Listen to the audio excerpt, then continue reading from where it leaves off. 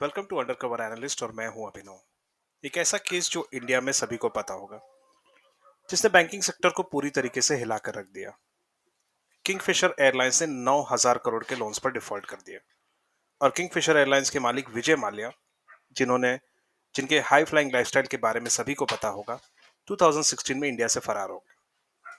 उनको एक्स्ट्राडाइट करने की कानूनी कोशिश अभी भी चालू है और उनकी न्यूज हमेशा सुर्खियों में रहती है।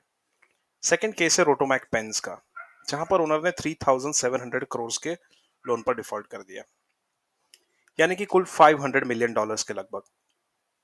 विंसेंट डायमंड्स, जिसने 6,500 करोड़ के लोन पर डिफॉल्ट कर दिया।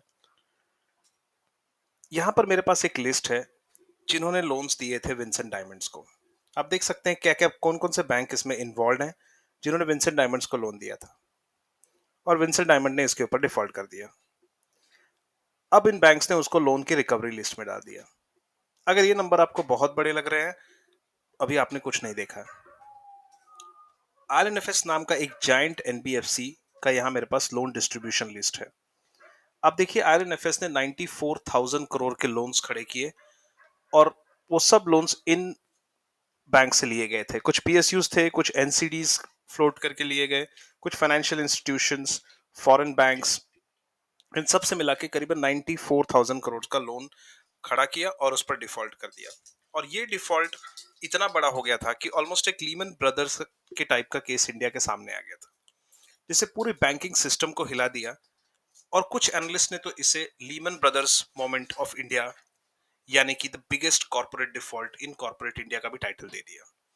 स्टॉक मार्केट कोलैप्स हो गया और इंडिया आईएनसी का रेपुटेशन पर बहुत सवाल खड़े हो गए। तो आखिर ये सब हुआ कैसे? तो इसका मेन कारण था एनपीएस। तो अभी क्या है ये एनपीए? सबसे इंपॉर्टेंट मैट्रिक्स जहां पर हर क्वार्टर पे सबकी नजर होती है। दुनिया भर के economist, mutual fund managers, analyst, सभी का यही जानना होता है कि एनपीए के नंबर्स क्या हैं। जब बैंक के रिजल्ट्स आते हैं तो सब यही जानना चाहते हैं कि एनपीएस पहले से बढ़े हैं या कम हुए हैं। पूरे मार्केट की नजर इस एनपीए पे रहती है, और ये एनपीए का नंबर क्वार्टरली कंपैरिजन में हमेशा यूज होता है, और उस हिसाब से बैंक्स के स्टॉक में बाइंग या सेलिंग होती है। ये इतना इंपॉर्टेंट नंबर हो गया कि पास्ट में हमेशा इसने मार्केट में बहुत बड़े मूवमेंट का वजह रहा है और वॉलेटिलिटी क्रिएट करने में काफी आगे रहा है। यहाँ मेरे पास एक चार्ट है पीएसयू बैंक का। अगर आप देखें तो 2015 से लेके 2020 तक में पीएसयू बैंक्स ने लोगों को कोई पैसा बनाकर नहीं दिया। पिछले 5 सालों में उसने सबका पैसा डुबाया, और तो और इन्वेस्टर्स ने इसमें पूरे इन्वेस्टमेंट को जीरो भी कर दिया है। इसका पूरा श्रेय जाता है एनपीए को, जिन्होंने 2012 से लेकर 2020 तक पीएसयू बैंक्स को अपना गुलाम बना के रखा हुआ। अब ये एनपीए है क्या? तो आइए एक छोटे से एग्जांपल से समझते हैं कि एनपीए यानी कि नॉन परफॉर्मिंग एसेट होता क्या है। तो फॉर एग्जांपल, आप एक बैंक लोन लेते हैं 1 लाख रुपए का पर्सनल लोन, और उस पर्सनल लोन का इंटरेस्ट रेट है 10%, और ये लोन आप 1 ईयर के लिए ले रहे हैं। तो आप इस लोन की रिपेमेंट ईएमआई के जरिए करते हैं। ईएमआई के अंदर दो कंस्टिट्यूएंट्स होते हैं, एक होता है प्रिंसिपल और एक होता है इंटरेस्ट। और वो प्रिंसिपल और इंटरेस्ट कंबाइन करके आपको एक ईएमआई की अमाउंट दी जाती है, जिसे कहते हैं इक्वेटेड मंथली इंस्टॉलमेंट्स। 8790 इस लोन अमाउंट है जो आपको नेक्स्ट 12 मंथ्स के लिए भरना है। अब ये लोन बैंक्स के लिए एक एसेट है, बिकॉज बैंक्स इसके ऊपर इंटरेस्ट कमाता है। तो कोई भी चीज अगर जिसके ऊपर इंटरेस्ट कमाई जाती है वो एक एसेट बन जाता है। अगर मान लीजिए आप अपना घर रेंट पर देते हैं और उससे अगर आप रेंट कमा रहे हो, तो वो एक आपके लिए एसेट हो गया, और ये एसेट बैंक्स के बैलेंस शीट में चला जाता है, क्योंकि बैंक उसके ऊपर इंटरेस्ट कमा रहा है। अब ये जो 1 लाख का लोन आपने लिया है, वो बैंक्स के एसेट कॉलम में अगले 1 साल तक के लिए बैंक का एक एसेट बना रहेगा। एक बहुत इंपॉर्टेंट चीज जो आपको नोटिस करनी वो ये है कि आपकी जो लायबिलिटी है, लोन, वो बैंक का एसेट है। बैंकिंग एसेट्स के क्लासिफिकेशन को अभी हम देखते हैं। जब आप ईएमआई भर रहे हो, सब कुछ प्रॉपर चल रहा है, तो कोई भी तकलीफ नहीं है, तब बैंक उस पेमेंट्स को स्टैंडर्ड एसेट्स में डाल देती है। यानी कि आपका 1 लाख का लोन अकाउंट जिसमें कोई भी इशू नहीं है और आपकी ईएमआई रेगुलर आ रही है, तो वो पेमेंट्स को आप स्टैंडर्ड एसेट्स में डाल देंगे।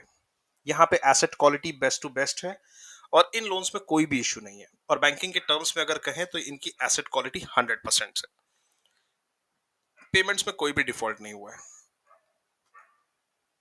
अब क्या होता है अगर आप ईएमआई को मिस कर जाते हैं? वो कोई भी कारण हो सकता है, आगे हम रीजंस भी देखेंगे क्यों लोग ईएमआई को मिस कर जाते हैं। बट फॉर एग्जांपल आपने कोई ईएमआई का नॉन पेमेंट कर दिया या मिस कर दिया, तो उस महीने बैंक्स ना इंटरेस्ट कमाता है और ना ही प्रिंसिपल कमाता है।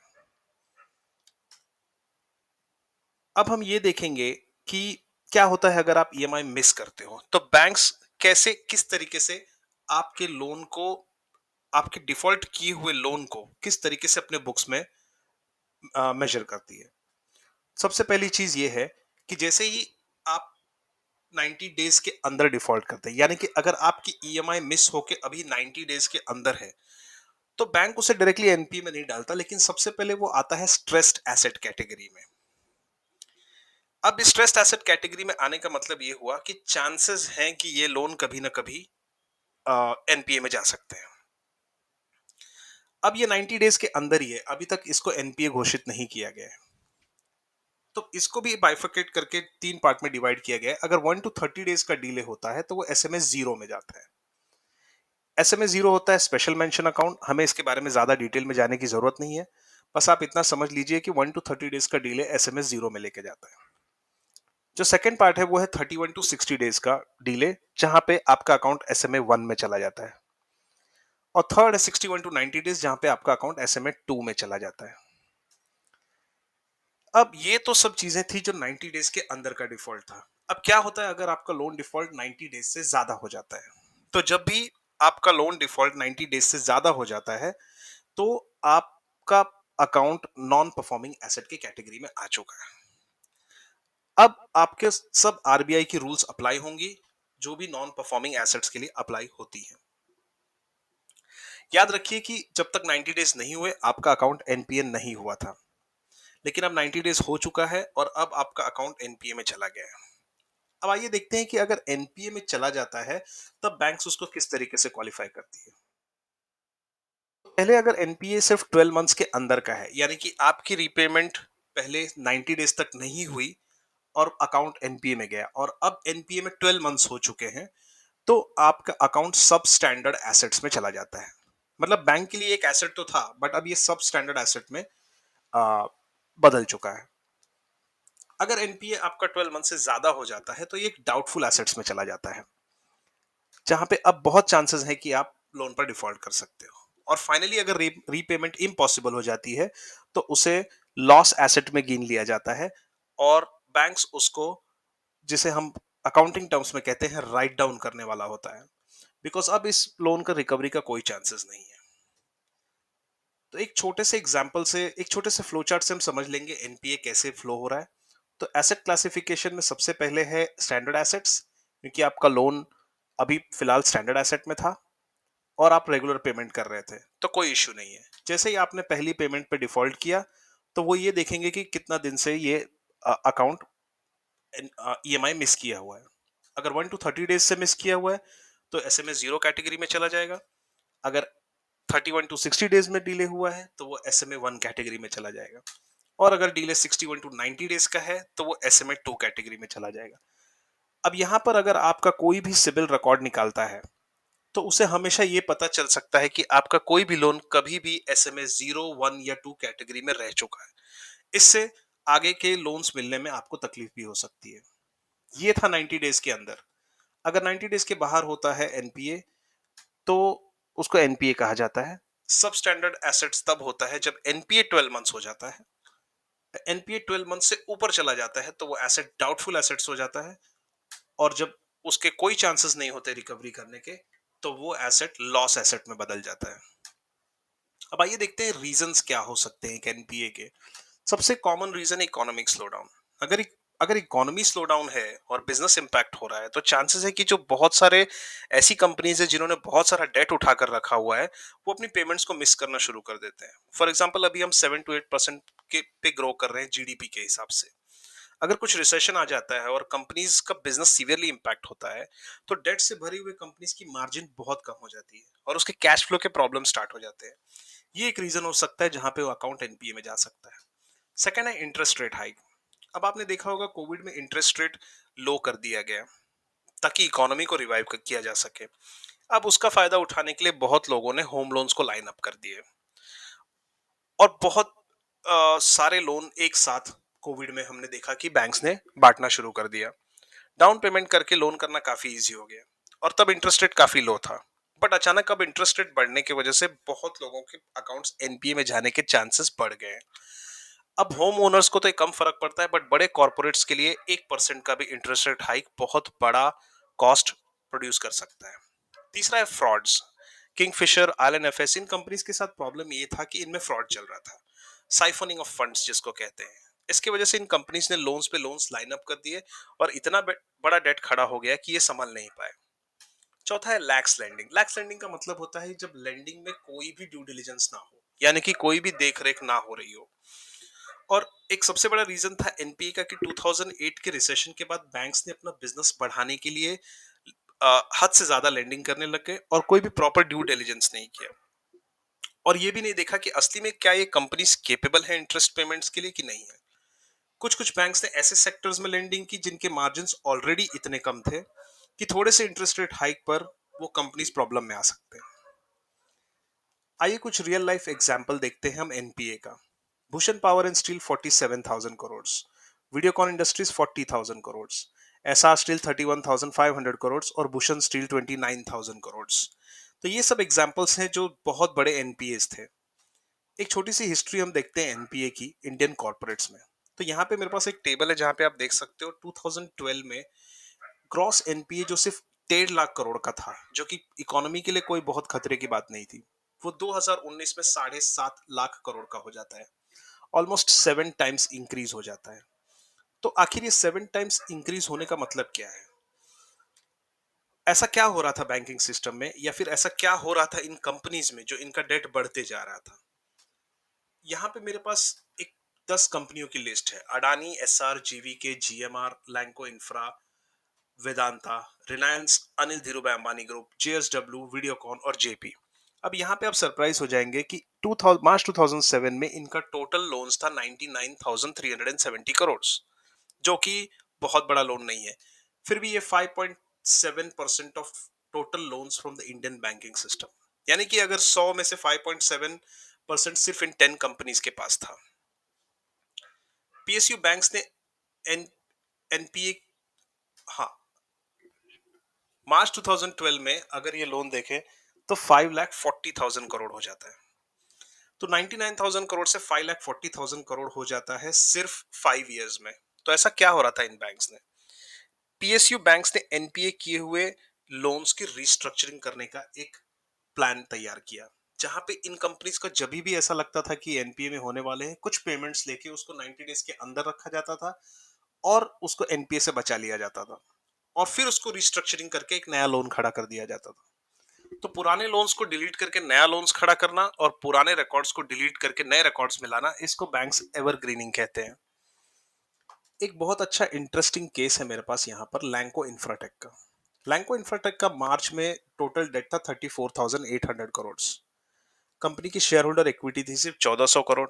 तो अगर मैं 34,000 करोड़ को शेयर होल्डर इक्विटी यानी कि 1,400 करोड़ से डिवाइड करता हूं, तो मुझे एक डेट टू इक्विटी रेशियो मिलता है जो 24:1 है।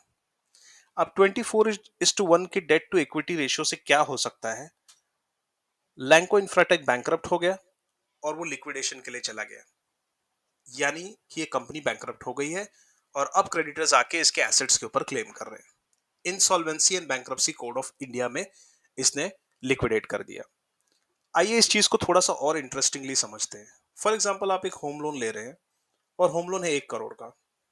तो आप डाउन पेमेंट करते हो 20 lakhs का और बैंक उस पर आपको 80 lakhs लोन देती है। तो अगर मैं ये 80 lakhs को 20 से डिवाइड करता हूं तो 4:1 का लेवरेज आता है।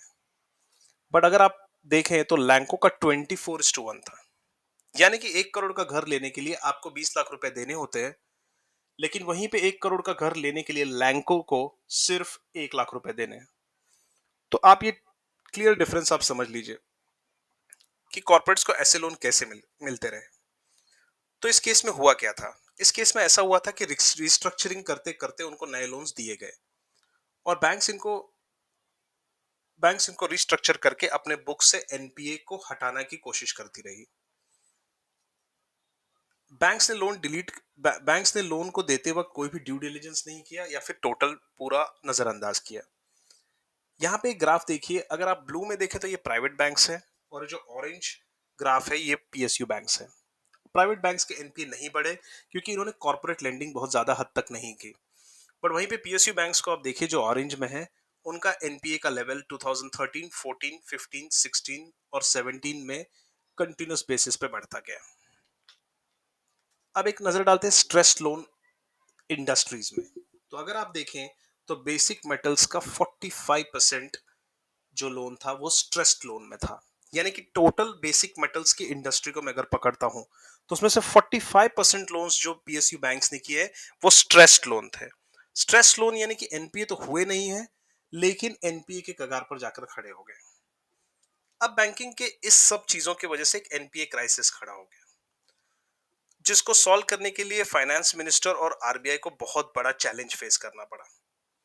इन बैंक्स के बैलेंस शीट को समझने के लिए एक कमेटी बिठाई गई और इन प्रॉब्लम्स के तह तक जाने के लिए बहुत सारे मेजर्स उठाए गए। ये सबका एनपीए का साइज इतना बड़ा था कि इन कंपनीज ने पीएसयू बैंक्स को बैंकरप्सी के कगार पर लाकर खड़ा कर दिया। इनकी एसेट क्वालिटी इतनी खराब हो गई कि पीएसयू बैंक्स को लॉसेस लेना पड़ा। यहाँ पे मेरे पास एक 2017 का बिजनेस टुडे का आर्टिकल है। इसमें आप देखें तो एनपीए एनपीए प्रॉब्लम इतना बड़ा हो गया था कि इंडिया टॉप 5th रैंक में पहुंच गया था वर्ल्ड में इन टर्म्स ऑफ एनपीए। और अगर आप देखें तो 9.9% का NPA ratio non performing asset India का, और इसके ऊपर सिर्फ 4 ही कंट्रीज थे जैसे पोर्चुगल, इटली, ग्रीस या स्पेन। अगर इन कंट्रीज के नाम आपने सुने होंगे तो 2011 में यूरो क्राइसिस में ये ऑलमोस्ट बैंकरप्सी पे थे, और इनके जस्ट पीछे इंडिया का नंबर था। ये चार्ट आपको पूरा पिक्चर क्लियर कट कर देगा। 2012 से देखिए, पीएसयू बैंक्स का ये इंडेक्स का चार्ट है जिसने पीक बनाया था यहाँ पर, और उसके बाद वहां से लेके 2020 तक वो कभी पीक को पार नहीं कर पाया। सोचिए इन्वेस्टर का कितना पैसा यहाँ पर डूब गया। ये यहाँ पे देखिए मेरे पास कुछ चार्ट्स है, bank of Baroda, Punjab national bank, Indian overseas bank और बैंक ऑफ महाराष्ट्र। यहाँ आप इन पीएसयू ग्राफ्स को देख के समझ सकते हैं कि अंडर परफॉर्मेंस 6 से 7 साल तक का था। प्राइवेट बैंक्स का परफॉर्मेंस इसीलिए अच्छा था क्योंकि प्राइवेट बैंक्स ने कॉर्पोरेट लेंडिंग कम की थी और उन्होंने रिटेल लेंडिंग पे ज्यादा फोकस किया था। एनपीए का लॉस बैंक्स को अपने इनकम स्टेटमेंट में लेना होता है, और इस वजह से इस लॉस का परफॉर्मेंस पर बहुत बड़ा असर पड़ता है। जो सबसे बड़ी बात यह है कि जब भी कोई अकाउंट एनपीए में जाता है तो बैंक्स को एक प्रोविजन करना पड़ता है कि फ्यूचर में शायद ये लोन्स रियल लॉस में बदल सकते हैं, यानी कि स्ट्रेस्ड एसेट एनपीए में जा सकता है। अब इतना एनपीएस बढ़ने के बाद पीएसयू बैंक्स का ज्यादा से ज्यादा पैसा प्रोविजनिंग में चला जा रहा था। उससे हो क्या रहा था कि उनका कैपिटल शॉर्टेज हो रही थी, और कैपिटल शॉर्टेज होने की वजह से नॉर्मल बिजनेस करना इम्पॉसिबल हो गया था। तो कैपिटल शॉर्टेज और नॉर्मल बिजनेस नहीं होने की वजह से इन बैंकों ने कभी बिजनेस कर ही नहीं पाए। अब आइए देखते हैं ट्रीटमेंट ऑफ एनपीए अकाउंट्स कैसे होता है। मतलब जब एक एनपीए अकाउंट रेडी होता है तो बैंक्स के पास क्या विकल्प होते हैं इसके लिए। सबसे पहला है लीगल एक्शन। तो बैंक बोरोवर के अगेंस्ट में एक लीगल प्रोसीडिंग कर सकता है, इसको डेट रिकवरी ट्रिब्यूनल में लेके जा सकता है और उसके ऊपर सिविल केस चलाया जा सकता है। सेकेंड चीज ये है कि रिस्ट्रक्चरिंग। अगर बैंक्स को ऐसा लगता है कि केस जेन्युइन है और हमें टाइम देना चाहिए, तो बैंक्स रिस्ट्रक्चरिंग का ऑप्शन भी देती है, जहां पर कुछ मंथ्स का मोरेटोरियम पीरियड मिलता है या उनके ईएमआईस को रिस्ट्रक्चर किया जाता है। Asset scissor. बैंक के पास कोई चारा जब नहीं बचता है तो उन्हें बैंक्स को पैसा रिकवर करने के लिए उस एसेट को सेल करना पड़ता है, और ये एक बहुत ही पेनफुल प्रोसेस हो जाता है। अगर मान लीजिए किसी का होम लोन हो और उसके अंदर फैमिली हो तो ये बहुत ही एक डिफिकल्ट चीज हो जाती है। ऑक्शन। विजय माल्या के केस में आपने देखा होगा कि उनकी गोवा की प्रॉपर्टीज में ऑक्शन करके उनका पैसा रिकवर किया गया। तो ये सब सिनारियोज बैंक के पास होते हैं जब कोई अकाउंट एनपीए में जाता है। तो ये तो था पहले की बातें। अब देखते हैं करंट सिनारियो क्या है एनपीएस का। अगर पिछले 1 या 2 साल में अगर हम देखें तो एनपीए के नंबर्स बहुत कम हो गए, और सारे बैंक्स ने इसके ऊपर बहुत मेहनत की है, और प्राइवेट और पीएसयू बैंक्स दोनों के एनपीए नंबर्स काफी नीचे चले गए। ऐसा हुआ कैसे?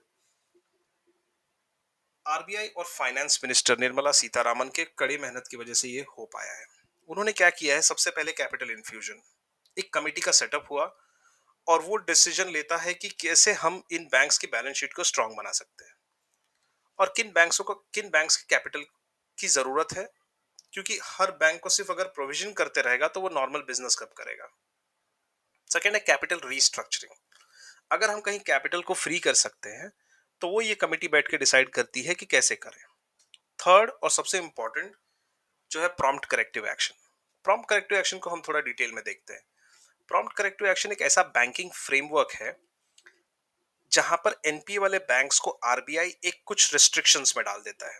उसका सबसे इंपॉर्टेंट मेजर ये है क्योंकि की परफॉर्मेंस इंडिकेटर्स को सुधारने की कोशिश की जाती है, एसेट क्वालिटी को बेटर किया जाता है, प्रॉफिटेबिलिटी और लेवरेज पर ध्यान दिया जाता है। इन सब के अलावा और भी चीजें हैं जिनके ऊपर ध्यान दिया जाता है प्रॉम्प्ट करेक्टिव एक्शन में। सबसे पहले रीस्ट्रक्चरिंग ऑपरेशंस, यानी कि पूरे ऑपरेशंस को रिस्ट्रक्चर करते हैं और जहां भी कॉस्ट बचाया जा सकते हैं उसे बचाते हैं। स्पेशल ऑडिट्स होते हैं, कोई भी बड़ा लोन बिना ऑडिटिंग टीम के पास किए हुए नहीं हो सकता। ब्रिंगिंग न्यू मैनेजमेंट, मैनेजमेंट को चेंज किया जाता है और बैंकिंग के कुछ दिग्गजों को वहां पर बोर्ड ऑफ डायरेक्टर्स पे बिठाया जाता है ताकि वो टर्न अराउंड ला सके। Superseding the banks board of director, जैसा मैंने कहा कि अदर बैंक्स के या कोई प्राइवेट बैंक से या बैंकिंग इंडस्ट्री के जानी मानी हस्तियों को इनके बोर्ड ऑफ डायरेक्टर्स में बिठा के टर्न अराउंड देखा जाता है। और इन सबको सही इंप्लीमेंट करने के बाद आज ऐसा सीन है कि क्रॉस एनपीए जो 5.53 पर पहुंच चुका है, जो एक टाइम पे 11.8 से 13% तक था। और उसके बाद आप देखिए तुरंत उसका इफेक्ट स्टॉक प्राइसेस पर पड़ा और पीएसयू बैंक्स का इंडेक्स जो 2020 में 1200 के करीब था वो अब 3700 के आसपास है, यानी कि ऑलमोस्ट 3 टाइम्स भाग चुका है। तो ये सब देखने के बाद एक क्वेश्चन जो दिमाग में आता है वो ये है कि क्या हम पीएसयू बैंक्स में इन्वेस्ट कर सकते हैं।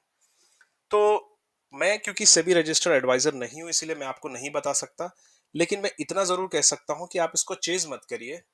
अगले 3 से 4 क्वार्टर के नंबर को आपको देखना होगा। आप किसी पे ट्रस्ट मत करिए, सिर्फ नंबर्स पे ट्रस्ट करिए और इन बैंक के एनपीए नंबर्स पर खास करके ध्यान दीजिए। और एनपीए के नंबर्स अगर आप समझ जाते हैं तो इससे आपको खुद अंदाजा मिल जाएगा कि आपको स्टॉक खरीदना चाहिए या नहीं खरीदना चाहिए। और लॉन्ग टर्म में मुझे पर्सनली ऐसा लगता है कि पीएसयू बैंक्स का बहुत बड़ा एक एडवांटेज यहाँ पे उठाया जा सकता है। कुछ चीजें हैं जिसपे आपको हमेशा ध्यान देना, जैसे international banking scenario, SVB bank और कुछ बैंक्स के बैंकरप्ट होने के बाद एक थोड़ा सा स्केरी सिचुएशन इंटरनेशनल मार्केट में आ गया है। अगर इन चीजों पे आप कड़ी नजर रखें और आरबीआई के रूल्स पे नजर रखें तो आप जरूर पीएसयू बैंक्स को अपना एक इन्वेस्टमेंट पोर्टफोलियो में इंक्लूड कर सकते हैं। Thank you.